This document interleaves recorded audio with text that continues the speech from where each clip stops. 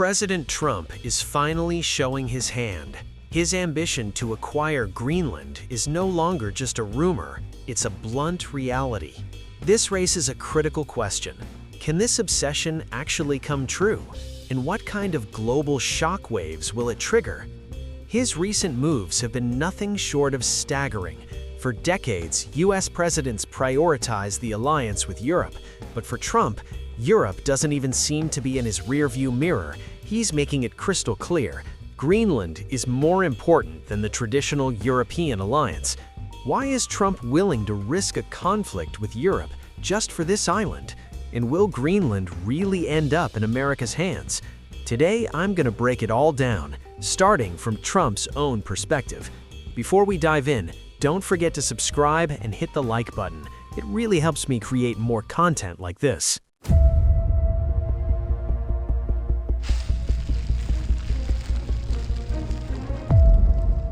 On January 10, 2026, President Trump dropped a total bombshell.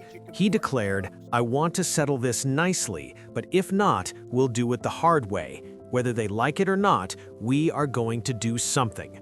This isn't just tough talk. White House insiders intentionally leaked to the press that Trump has ordered a review of all options, including military means. This is a classic White House tactic, a deliberate leak designed to paralyze Denmark with fear and force them to the negotiating table. Is he joking? Absolutely not. Historically, the US has eyed Greenland for over a century. From Andrew Johnson and William Howard Taft to Harry Truman and Dwight Eisenhower, and of course Trump's first term, America has always wanted this land. Trump is dead serious about Greenland. So why doesn't he care about the backlash from the EU? The harsh truth is, Europe is currently held hostage. Since the Russia-Ukraine war, Europe has completely banned Russian oil and gas. Now they are forced to import expensive energy from the US. They simply can't afford to defy Washington. They are on an energy leash. Europe is now overly dependent on American LNG. If the US were to cut the supply, Europe's economy would implode and their people would freeze in the winter. Their growth engine is dying. Before the war, they survived on cheap Russian gas to manufacture high-end goods for China. That era is over. Now, they pay 3 to 4 times more for energy, while China buys Russian oil at a 30% discount. Europe can no longer compete. On top of that, as tech leaders like Google's CEO have pointed out, Europe is falling behind in future industries due to its own excessive regulations. And then there's security. Europe has long relied on the US for protection. This is exactly why Trump dislikes Europe. From his perspective, they've been using American tax dollars for security while spending their own on lavish welfare. And honestly, he's not entirely wrong. If you want to understand why Trump completely ignores Europe's reaction, you have to look at the numbers and the Achilles heel of each nation. It's not just about Germany's massive export engine. Trump is playing a ruthless game of divide and conquer. Take Italy, for example. Their economy is as fragile as glass due to its astronomical national debt. If Trump slapped 100% to 200% tariffs on their major exports, Italy would collapse instantly. They cannot afford to play the hero for the EU at the cost of national bankruptcy. Then there's Hungary. Prime Minister Viktor Orban is Trump's political soulmate. Orban isn't going to betray his most powerful global ally over a Danish island. Since the EU requires unanimity for major decisions, Trump only needs one Trojan horse like Hungary to paralyze the entire bloc. This is precisely why Germany's brief show of Arctic solidarity vanished within 44 hours. On January 16th, Germany sent a small team to Greenland, but the moment Trump whispered tariffs, they quietly withdrew. Germany isn't being weak, they're being practical. Their exports to the US are nearly $165 billion, 3 times more than France's $60 billion. Germany is the one actually paying Europe's bills, and they're too terrified of a trade war to follow French President Emmanuel Macron's empty rhetoric. Macron can afford to talk big about European sovereignty because he has far less skin in the game. But to the rest of the EU, his calls for a trade bazooka are just a joke.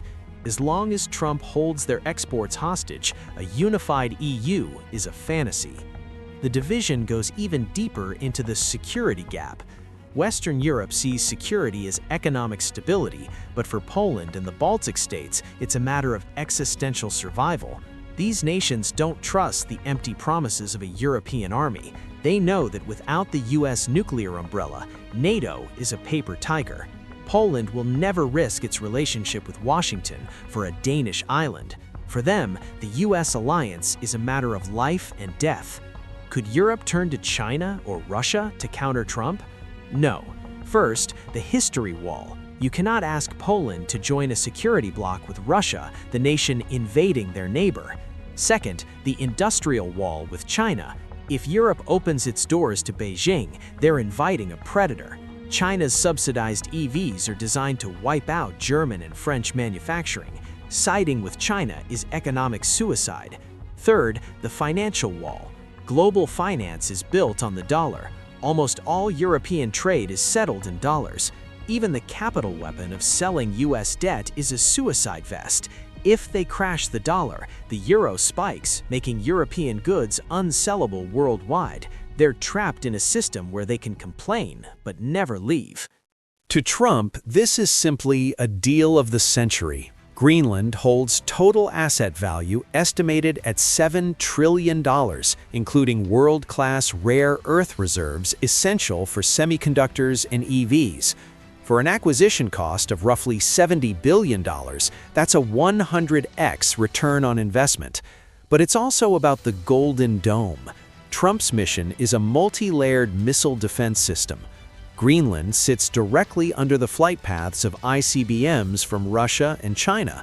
By owning Greenland, Trump can turn it into an impenetrable fortress for the US mainland.